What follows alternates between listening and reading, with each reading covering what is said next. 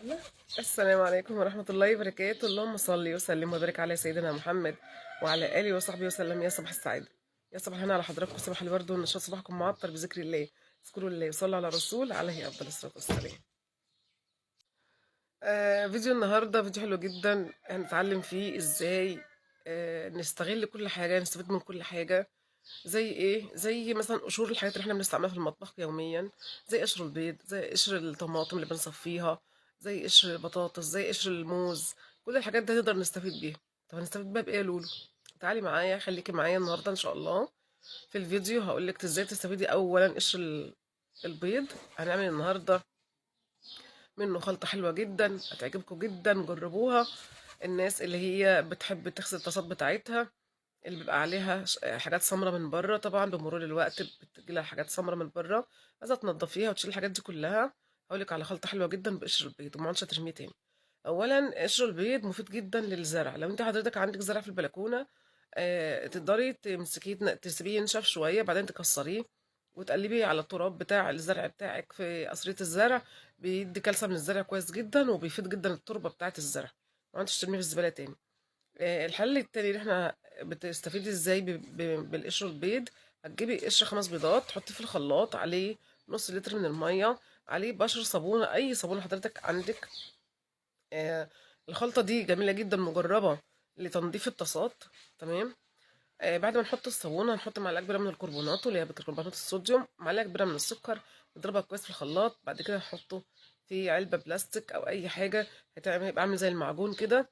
هتبدأي تاخدي منه وتبدأي تغسلي الطاسات بتاعتك، إن شاء الله هتنضفه جدا. وجربوا الخلطة دي، يعني مجربة وكويسة جدا جدا جدا لغسيل الطاسات بتاعت البيت اللي هي القديمة، اللي هي بتسمر من تحت ديت، هتشيل كل الأوساخ اللي عليها إن شاء الله.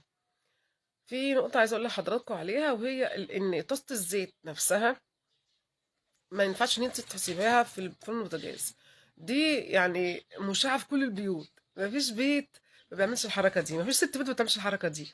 الحركة دي بتخلي الطاسة تلزق عليها زيوت زيادة وتبوظ معاكي زيادة. غير كده إنها أصلا الأبخرة اللي بتطلع من الزيت وأنت بتحطيه في الفرن البوتاجاز بتبوظ فرن البوتاجاز من جوه وبتخلي عليه دهون. طيب الحل إيه يا لولو؟ أنت خلصتي قلية، ابدأي خلي عندك علبة سمنة فاضية، وابدأي صفي الزيت بتاعك. ممكن تستعمليه لو هو نضيف مكان قلية بطاطس تستعمليه مرة تانية عادي جدا. لو هو مكان مثلا سمك أو كده مش هتقدري تستعمليه تاني، تقدري تصفيه بمصفى مخصصة للموضوع ده، وبعدين تقدري تعملي بيه صابون للبيت. او لو انت مش هتقدري تعملي صابون، ممكن تبيعيه للناس المتخصصه اللي بيجي ينادوا على الزيت المستعمل، تبيعيه ليهم وتاخدي فلوس وتستعمليها او تستغليها في حاجه تانية. فموضوع الطاسات اللي بتتحط في الافران دي، فرن البوتاجاز دي بلاش جدا، وحشه جدا. غير ان هي اصلا بتبوظ معاكي الطاسه، بتبوظ كمان معاكي فرن البوتاجاز. الخلطه اللي قلت لحضراتكم عليها دلوقتي كويسة جدا لغسيل الطاسات. وكده احنا استفدنا بقشر البيض، ان شاء الله هيبقى معاكي كويس، ما عادش ترميه في الزبالة تاني. هقول الخلطة من تاني لان جالي اسئلة عليها على الصفحة بتاعة الماسنجر. قشر 5 بيضات، عليها نص لتر من المية، عليها بشر صابونة تبشريها، سواء من اللي هي السمراء اللي احنا بنعمله في البيت، او الصابونة البيضة، او الصابونة اي صابونة حضرتك تحبيها ابشريها وحطيه عليه. معلقه كبيره من الكربونات الصوديوم، معلقه كبيره من السكر، وهتبداي تحطيه في علبه. وعلى فكره بعدها بشويه بيبدا ينشف شويه، ممكن تقطعيه زي الصابون بالظبط وتستعمليه في الغسيل الطاسه زي ما قلت لحضراتكم. بينضف الالمونيا جدا، جربوها وعلى ضمانتي. ما تنسونيش بقى في اللايك والاشتراك في القناه، وتعملوا لي كده متابعه للصفحه بتاعه الفيسبوك.